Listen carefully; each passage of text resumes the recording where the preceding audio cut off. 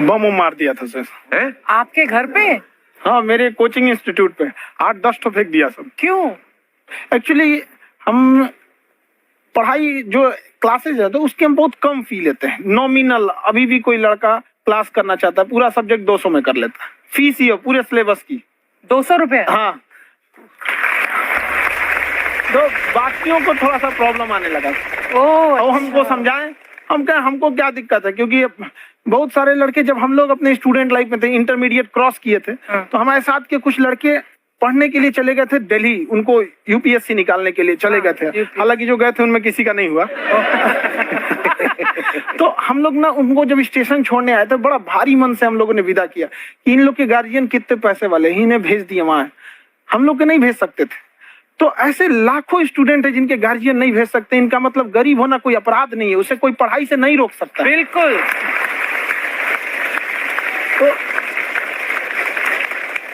तो हमने ठान लिया था कि कभी अगर मौका मिलेगा तो उसको हम जरूर कम करेंगे। तो इस साल हमको मौका मिला, तो वो जो टफेस्ट एग्जाम है इंडिया का, यूपीएससी, उसकी 2.5 लाख की फीस को हम 7,500 में कर दिए। और सेम, बहुत बढ़िया, वेरी गुड। और इंडिया के सबसे बेस्ट टीचर के साथ जो भी हैं वो अपने सब्जेक्ट में उससे बेस्ट इंडिया में कोई नहीं। और इतना के बावजूद ऐसे हम लोग को लगता होगा 7,500 बहुत कम है। एक लड़की ने कहा कि सर शाम वाले बैच को ना मॉर्निंग में कर दीजिए। हम कहे बाबू तो इतना सबके इंडिविजुअल से तो बैच ट्रांसफर नहीं है, क्या प्रॉब्लम है? उसने कहा ना शाम में हमको दूसरे के यहाँ बर्तन मांजने जाना होता है।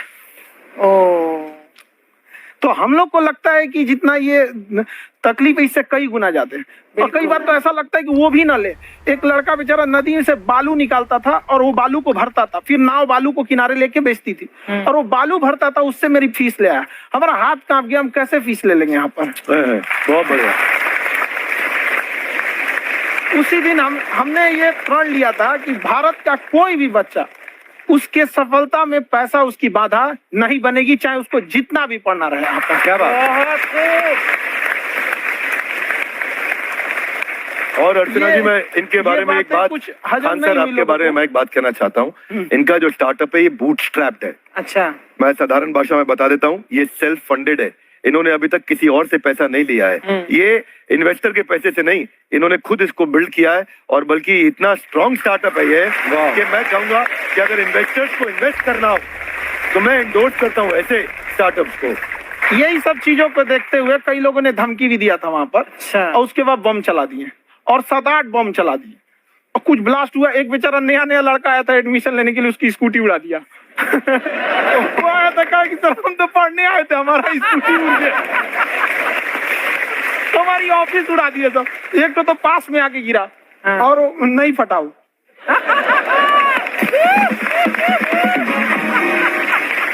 बाद में बहुत सारे लोग धमकियां दिए, लेकिन कहते हैं ना सूरज कितना भी तेज चमक ले समंदर नहीं सुखा सकता। वाह वाह वाह, क्या बात है। मैम एक्चुअली ये फीस कम करने का एक और रीजन है।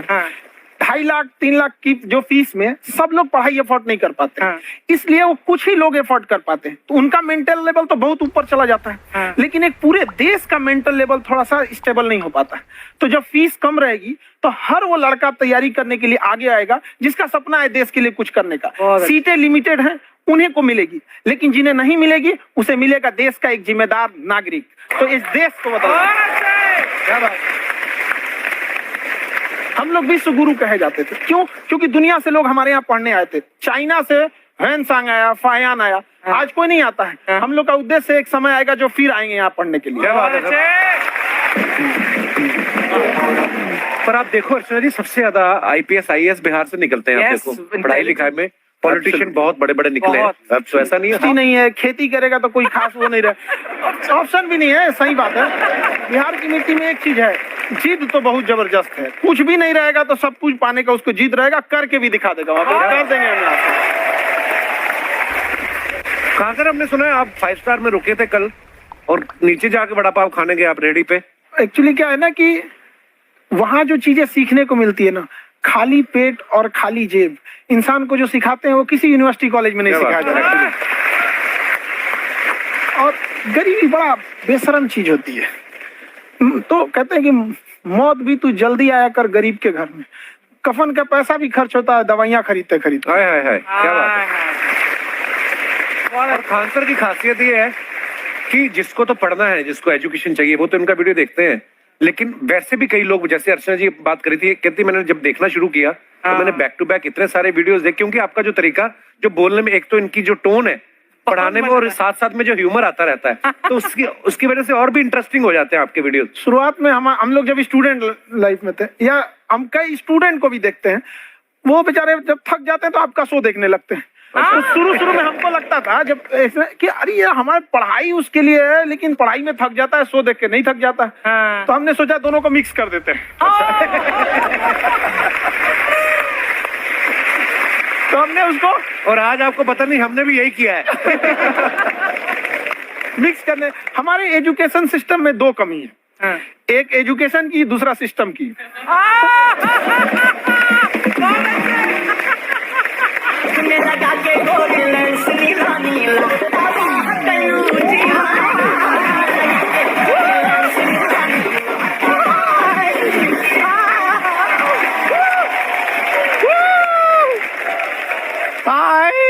वाह, नमस्ते गुरुजी, नमस्ते विवेक जी, नमस्ते खान सर। अच्छा लग रहा है, वाह आप लोगों से मिलकर ना अब हम मर सकते हैं। मरो फिर। ये कैसी बातें कर रही हो गुड़िया तुम? हम कह रहे हैं हम इंड पे मर सकते हैं। आप पटना से है ना? हमें भी पटना पसंद है, बस कोई पटाने वाला चाहिए।